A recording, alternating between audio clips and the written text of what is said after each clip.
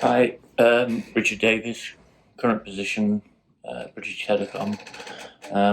If I'm looking over there a little bit, I'm just keeping an eye on the shed. It's blowing a hoolie outside at the moment.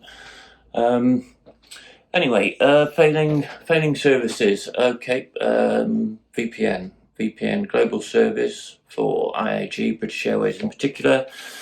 Via service reporting, it was quite apparent that during snow disruption, the service was having issues with concurrency. The number of users working from home, accessing applications in the IAG data center was reaching a position where it was refusing connections. 2015, this was highlighted, and a report given to the decision makers who make a decision on whether to upgrade this infrastructure or not. This continued through a visit from the Queen. The same report was delivered, a service report highlighting there was no decision made on infrastructure upgrades, and to be honest, to upgrade the current VPN hardware was not, we suggested, was not the way to go. The concurrency of users, the inflexibility of that upgrade, the path to the upgrade was costly, potentially disruptive, because you'd have to remove the current devices, run two sets of devices in parallel, and whatever you do, eventually, it's going to become end of life, or you're going to reach capacity on that service, because it is a fixed capacity, utilization, concurrency, CPU, RAM, whatever you want to call it. It's fixed.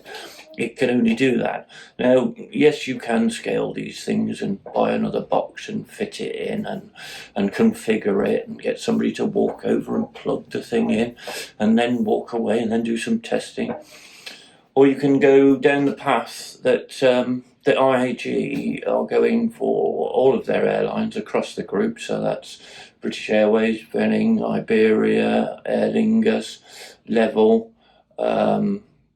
All of them eventually will be encompassed into a cloud-based solution, which obviously is the way to go. You size it for the main company, which is British Airways, so 4,500 users potentially, all at once. You size it to accommodate those users in the cloud, and that's your business as usual type scenario. And then on top of that, obviously, then you would build a burst, shall we call it a burst environment, into where the user base could burst above that if such an event as disruption or a Queen's visit or something like 9/11, God forbid, should occur again. And everybody has to work from home, or there could be some pandemic of some description that keeps people working from home.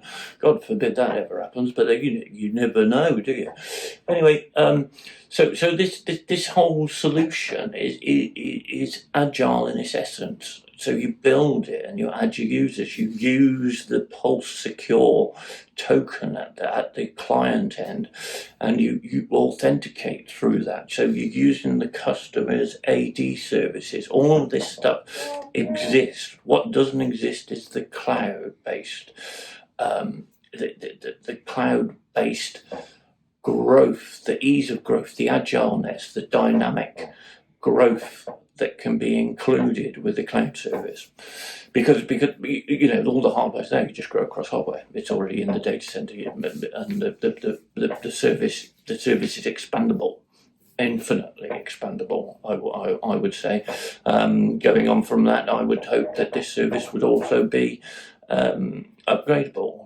So should new technology come away, it would easily be transferable to the new technology. In actual fact, you would almost insist that was built in, that there was some sort of easy upgrade path, easy growth upgrade. The ease, I think, is the word here, because the easier it is to manage, deliver, expand, grow a service, the easier it's going to be on the budget.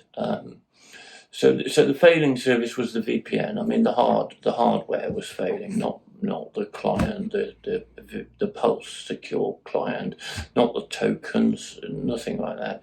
And you should move away from hard tokens unless you actually. I would recommend software tokens.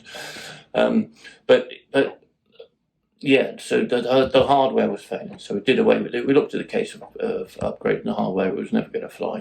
So we moved it to the cloud, and in the cloud it sits quite happily, trotting along.